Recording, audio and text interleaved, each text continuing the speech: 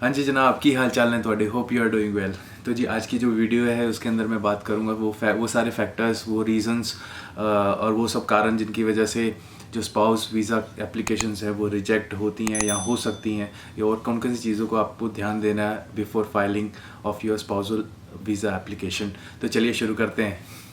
तो जी ज़्यादा time waste नहीं करूँगा, जल्दी से मैं आपको फैक्टर बता देता हूँ कि क्या क्या रीजंस हो सकते हैं जो जिनके ऊपर आपको ध्यान देना है, और वो रीजंस क्या क्या हैं जिनकी वजह से रिजेक्ट फाइलें होती हैं। तो पहला जो रीज़न है वो बहुत इंपॉर्टेंट, हमारा फाइनेंशियल, और जो जिसकी बात करते हैं कि फ़ंड्स की जो रिक्वायरमेंट होती है उसकी वजह से जो वीज़ाज़ हैं वो रिजेक्ट हो जाते हैं। जैसे कि मैंने अपनी वीडियोज़ में बताया भी है कि जो फंड्स जो हैं वो लिक्विडेटेड फंड्स होने चाहिए। अप्रॉक्स 7 से 12 लाख के बीच में अगर आपके पास फंड्स हैं और आपके खुद के फंड्स हैं, बोरोड फंड नहीं है, तो आपको कोई दिक्कत नहीं आएगी। तो उतना जो आपको फ़ंड है वो मेंटेन करना पड़ेगा आपके अकाउंट में। मिनिमम 6 मंथ की स्टेटमेंट आपको दिखानी पड़ेगी। अगर फंड्स जो है वो आपके नहीं है, अगर आप बोरो कर रहे हो, तो आपको gift deed, affidavit of support, वो सब बनाना पड़ेगा, और वो अपनी आपकी जो एप्लीकेशन है उसके अंदर आपको अटैच करना पड़ेगा, ताकि आप प्रूव कर सको कि वो आपके पास वो फंड्स को एक्सेस करने के पूरे राइट्स हैं। दूसरी बात कर लेते हैं हम जेन्युइननेस ऑफ मैरिज की, जिसकी वजह से जो रिजेक्शंस आते हैं। फेक मैरिजेस का जो ट्रेंड है वो बहुत ज़्यादा है। इसकी वजह से जितनी भी एप्लीकेशंस है उनको उस तरीके से देखा जाता है कि इनके अंदर जेन्युइननेस है या नहीं है। तो आपको अपनी मैरिज को प्रूफ करना पड़ेगा कि आपकी जो मैरिज है वो जेन्युइन है या नहीं है। तो उसके लिए आपको वो सारे प्रूफ्स, डॉक्यूमेंट्स आपको दिखाने पड़ेंगे। वो छोटी छोटी बातें बतानी पड़ेंगी, एसओपी में लिखनी पड़ेंगी कि आपकी जो मैरिज है वो जेन्युइन है, वो आपको बताना पड़ेगा उनको। उसके ऊपर मैंने डिटेल में वीडियो बनाई है, वो आप जाके देख सकते हो, जेन्युइननेस ऑफ मैरिज की, जिसके अंदर मैंने केस स्टडी के बारे में बात की है बहुत। और वो एक जो केस है प्रॉपर जिसके अंदर अपील की गई थी, यहाँ की जो केस की बात कर रहा हूँ, वो आप देखिए। उसके अंदर उन्होंने क्या बताया कि एक मैरिज को जेन्युइन प्रूफ करने के लिए क्या क्या चीज़ें होनी चाहिए। बहुत इंपॉर्टेंट वीडियो है, जाके देखिए। आपको पता चलेगा कि क्या चीज़ें आपको ध्यान में रखनी है। उसके बाद बात कर लेते हैं हम वीज़ा के अंदर जो शॉर्ट स्टे की बात कर लेते हैं, जहाँ पे हम बात होती है कि वीज़ा कभी कभी बहुत सारे एप्लीकेंट्स भी मेरे को सुनने में आता है कि वो मुझसे पूछते हैं कि हमारी मैरिज हो गई है और वीज़ा आ गया है जी, हम यहाँ पे आ गए हैं, अब क्या करें। मतलब जो टाइम पीरियड स्टे का है, मतलब यहाँ आने के और उनके वीज़ा लगने का, वो बहुत शॉर्ट है। मतलब वो अपने स्पाउस के साथ उतना टाइम स्पेंड नहीं कर पाए हैं साथ में, और वो यहाँ आ गए हैं। तो उस केस में कैसा है, उनके पास प्रूफ्स नहीं है ये बताने के लिए कि हमारी जो मैरिज है वो जेन्युइन है, क्योंकि फ़ोटोग्राफ्स नहीं है, हनीमून उन जा नहीं पाए क्योंकि यहाँ आना पड़ गया। तो उस केस में क्या करना चाहिए, ये एक रीज़न है रिफ्यूज़ल का। तो इस केस में कैसा करना चाहिए, उसके ऊपर मैं एक सेपरेट वीडियो बना रहा हूँ, आप वो जाके देखिए। आपको उसके अंदर मैं डिटेल में बताऊँगा कि अगर शॉर्ट स्टे का अगर आपका प्रॉब्लम है तो आपको उसके अंदर क्या करना चाहिए। तीसरी बात फाइनेंशियल स्टेबिलिटी की। अगर आप जॉब नहीं करते हो तो वो भी एक प्रॉब्लमेटिक थिंग है, क्योंकि अगर इंडिया में आप जॉब नहीं करते हो तो आप कनाडा में आके कैसे जॉब करोगे। आप अपनी होम कंट्री में आप सर्वाइव नहीं कर पा रहे हो, कैसे सर्वाइव कर रहे हो, वो एक रीज़न है। और अगर आप फंड्स शो कर रहे हो तो वो फंड्स कहाँ से हैं आपके पास। फाइनेंशियल स्टेबिलिटी की मैं बात करता हूँ तो उसके अंदर ये सारे फैक्टर्स आ जाते हैं कि आपकी जॉब है, ये बिज़नेस है, उसके अंदर आप कितना अर्न करते हो, ये सब चीज़ें, आप कितने पूरा कब से जॉब कर रहे हो, आपके पास कितना एक्सपीरियंस है, आपकी जॉब रिस्पॉन्सिबिलिटीज़ क्या क्या हैं, ये सब चीज़ें हैं वो जो मैटर करती है। आपको दिखानी पड़ेंगी, आईटीआर दिखाना पड़ेगा आपका प्रॉपर।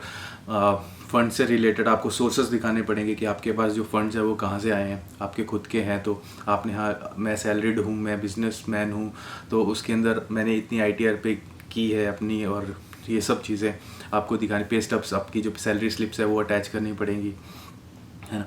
अपॉइंटमेंट लेटर जो मिलता है, इंक्रीमेंट लेटर, वो सब चीज़ें आपको अपनी फ़ाइल के अंदर लगानी पड़ेंगी। तो इससे आप अपनी फाइनेंशियल स्टेबिलिटी जो है वो अप्रूव कर पाओगे। उसके बाद मैं आपको एक और चीज़ बता दूं कि इसके अंदर रेगुलेशंस देखोगे तो उसके अंदर 2 रेगुलेशंस हैं जो कि बहुत इंपॉर्टेंट है। रेगुलेशन है 201B और 205C। ये दोनों रेगुलेशंस बहुत इंपॉर्टेंट है। मैं आपको समझाऊंगा, इससे बेटर है कि आप खुद जाके उसको रीड करो। और मैंने इसके ऊपर वीडियो बनाई है दोनों रेगुलेशंस के ऊपर भी, वो भी आप देख सकते हो अगर आपको जाके एक्ट समझ में नहीं आता है तो मैंने उसके अंदर बताया है कि क्या लिखा है। उसके बाद रीज़न आ जाता है कि लिख के आता है रिफ्यूज़ल लेटर में मैंने देखा है कि उसके अंदर लिखा होता है you do not leave Canada after stipulated time, मतलब आपका वीज़ा ख़त्म हो गया है उसके बाद भी आप इमिग्रेंट बन के, इलीगल इमिग्रेंट बन के कनाडा में रहोगे, कनाडा छोड़ के आप नहीं जाओगे, ये एक रीज़न बता के वो आपका वीज़ा जो है वो रिजेक्ट कर देते हैं। ये इसके अंदर आपको क्या करना चाहिए कि आप अपनी होम कंट्री के साथ अपने टाइस दिखाना चाहिए कि मेरा बिज़नेस है, मैं वापस आके ज्वाइन करूँगा, और उसके बाद आपका लोन चल रहा है, आपके प्रॉपर्टी है वहाँ पे, ये सब चीज़ें आप शो करोगे, आपकी सिबलिंग्स हैं, आपकी फैमिली है, तो ये सब चीज़ें आप जब शो करोगे उसके अंदर, तो इसके अंदर आप अपनी होम टाइस दिखा पाओगे। तो ये एक पॉइंट, आप गैप नहीं छोड़ रहे हो कहीं पे कि हाँ भाई ये भी रीज़न हो सकता है, नहीं, आप वो भी कवर करोगे एसओपी में अपने कि ये सब चीज़ें हैं मेरे यहाँ पे जो कि मुझे वापस आके कंटिन्यू करना है। उसके बाद एक और रीज़न है जिसके अंदर बात कर लेते हैं, इनकम्प्लीट एप्लीकेशन। कभी कभी क्या होता है कि हम अपनी जो एप्लीकेशन हम सबमिट करते हैं उसके अंदर बहुत सारी इन्फॉर्मेशन है वो इनकम्प्लीट छोड़ देते हैं, पूरी तरीके से फिल नहीं करते हैं, तो वो भी एक रीज़न हो सकता है आपके रिजेक्शन, फाइल के रिजेक्ट होने में, ठीक है ना। तो आप मेक श्योर कीजिए, आपका अगर आप खुद कर रहे हो तो ठीक से आप जो एप्लीकेशन है वो पूरी फिल करके फिर ही आप सबमिट करो, कुछ छोड़ो ना, जो मैंडेटरी पॉइंट्स होते हैं वो पूरे फिल करो। या तो फिर आपका अगर कंसल्टेंट कर रहा है तो वो मेक श्योर करे कि जो कि एप्लीकेशन है वो प्रॉपर से फिल होनी चाहिए, कहीं इनकम्प्लीट एप्लीकेशन सबमिट ना हो जाए। तो ये सब चीज़ें आपको देखना पड़ेगा, तो ये भी एक रीज़न हो सकता है आपके रिजेक्शन का।